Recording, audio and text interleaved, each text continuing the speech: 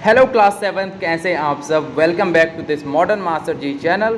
तो स्टूडेंट्स, अब आप देखो हम यहाँ पर सॉल्व करेंगे क्लास 7 सामाजिक एवं राजनीतिक जीवन का चैप्टर नंबर 2 एंड चैप्टर का नेम आप यहाँ पर देख पा रहे होंगे, स्वास्थ्य में सरकार की भूमिका। ठीक है, सो इस वीडियो में हम इस चैप्टर के क्वेश्चन आंसर्स को सॉल्व करेंगे। तो बिना किसी देरी के जंप करते हैं सीधा क्वेश्चन आंसर्स पर।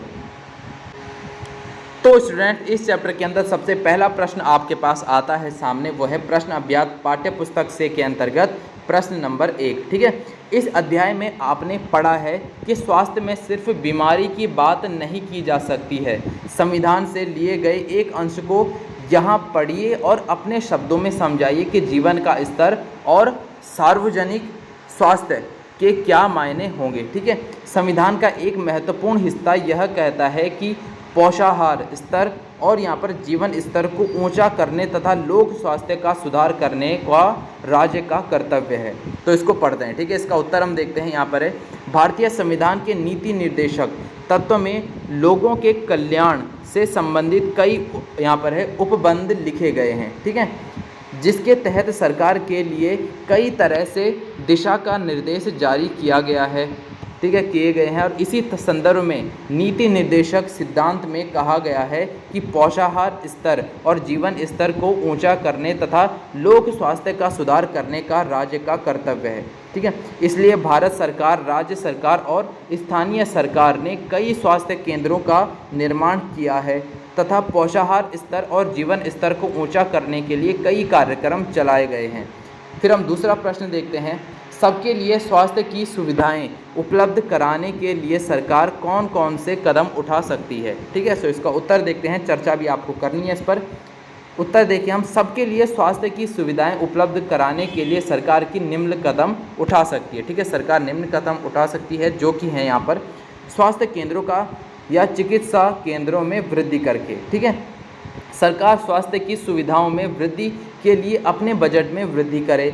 फिर थर्ड है यहाँ पर, सरकार द्वारा प्रदूषण नियंत्रण कानून लाकर प्रदूषण में कमी लाया जा सकता है। ठीक है, वायु प्रदूषण, जल प्रदूषण और ध्वनि प्रदूषण स्वास्थ्य के लिए काफ़ी हानिकारक होता है। फिर है यहाँ पर, पीने के लिए स्वच्छ जल लोगों को उपलब्ध करवाकर। ठीक है, फिर यहाँ पर थर्ड क्वेश्चन है आपके पास, आपको अपने इलाके में उपलब्ध सार्वजनिक और निजी स्वास्थ्य सेवाओं में क्या क्या अंतर देखने को मिलते हैं। नीचे दी गई तालिका को भरते हुए इनकी तुलना कीजिए और अंतर बताइए।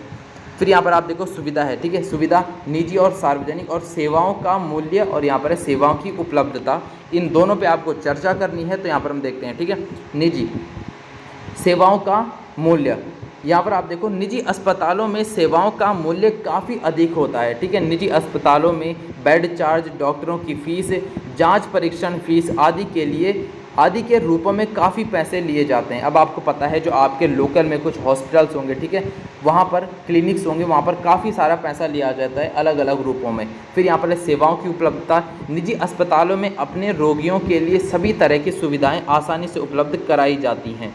फिर यहाँ पर है सार्वजनिक, यहाँ पर सार्वजनिक अस्पतालों में रोगियों का इलाज मुफ्त में किया जाता है या बहुत कम पैसे लिए जाते हैं। अब जो सार्वजनिक होती है, यानी कि जो एक तरह से सरकारी हॉस्पिटल्स होते हैं, आपने देखा होगा, उनमें क्या होता है, पैसा बहुत कम लगता है। ठीक है, और सार्वजनिक अस्पतालों में रोगियों की लंबी लंबी कतारें होती हैं और कोई भी सेवा आसानी से उपलब्ध नहीं हो पाती। अब देखो, अब जहाँ पर कोई चीज़ फ्री हो रही होगी और अच्छी हो रही होगी, तो वहाँ पर लाइनें भी बहुत बड़ी बड़ी होती है। आपने देखा होगा, सरकारी जो हॉस्पिटल्स होते हैं उनमें काफ़ी लंबी लाइनें होती हैं। ठीक है, फिर हम देखते हैं क्वेश्चन नंबर 4 है यहाँ पर, पानी और साफ़ सफाई की गुणवत्ता को सुधार कर उनको, ठीक है, अनेक बीमारियों की रोकथाम की जा सकती है। ठीक है, जो पानी को हम साफ़ करके उसकी गुणवत्ता में सुधार करके अनेक बीमारियों से रोकथाम कर सकते हैं। उदाहरण देते हुए इस कथन को स्पष्ट करना है अब आपको। ठीक है, तो इसका उत्तर देखते हैं। उत्तर है यहाँ पर, पानी और साफ़ सफाई की गुणवत्ता को सुधार कर अनेकों बीमारियों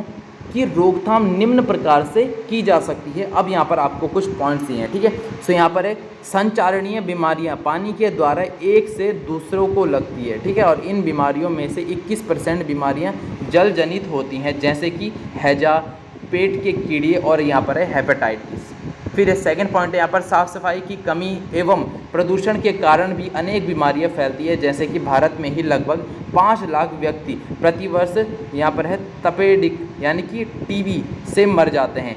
डेंगू, मलेरिया आदि अनेकों बीमारियां साफ़ सफाई की कमी से होती हैं।